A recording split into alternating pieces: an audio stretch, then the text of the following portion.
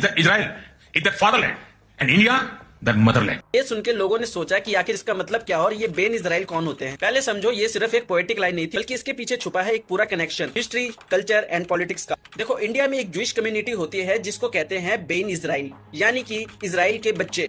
आज से लगभग 2000 साल पहले ये लोग इजराइल से निकले और इंडिया के महाराष्ट्र कोस्ट पे आके बस गए and villages like Ratnagiri and Alibag में सेटल हो गए। जनरली ये लोग ऑयल प्रेस चलाने का काम करते थे और आमतौर पर इन्हें शनिवार तेली कहते थे, ऐसे लोग जो शनिवार को काम नहीं करते। और बाद में चलकर इनके यहाँ पर बच्चे हुए, यहाँ उनकी जबान बनी, खाना बना और कल्चर बना, इसलिए इंडिया इनका मदरलैंड हुआ, यानी माँ की तरह पालन पोषण करने वाला देश। Thank you Bollywood. जय हिंद, जय महाराष्ट्र, जय इजराइल। लेकिन इजराइल उनका फादरलैंड है, क्योंकि यहाँ से उनकी आइडेंटिटी आती है। उनके पिता या एंसिस्टर इजराइल से थे, उनका धर्म और उसकी नींव सभी इजराइल से आई है। फेमस पर्सनैलिटीज जो बेन कम्युनिटी से आती है, जैसे जनरल JFR जैकोब, वो जनरल जिन्होंने 1971 में पाकिस्तान को सरेंडर करवाया, बेन कम्युनिटी से थे। एंड रुबेन डेविड, मुंबई जू के फाउंडर, ये लोग इंडिया के थे लेकिन रूट इजराइल की। अब ये होमलैंड वर्ड क्यों यूज होता है? दुनिया में कई कंट्रीज अपने आप को होमलैंड कहती हैं, जैसे जर्मनी जर्मन्स के लिए, जापान जैपनीज के लिए और इजराइल जूइश लोगों के लिए।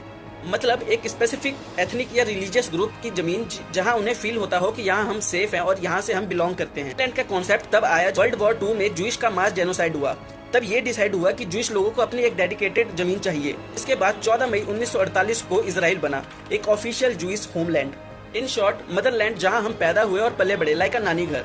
फादरलैंड का मतलब होता है जहां हमारी रूट्स हैं, हमारी ओरिजिनल आइडेंटिटी है, लाइक अ दादी घर।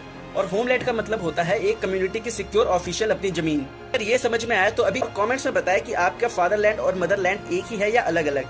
एंड कुछ नया सीखने को मिला हो तो ऑफिशियल एकेडमी ऑफ फाइनेंस को लाइक शेयर सब्सक्राइब जरूर करें।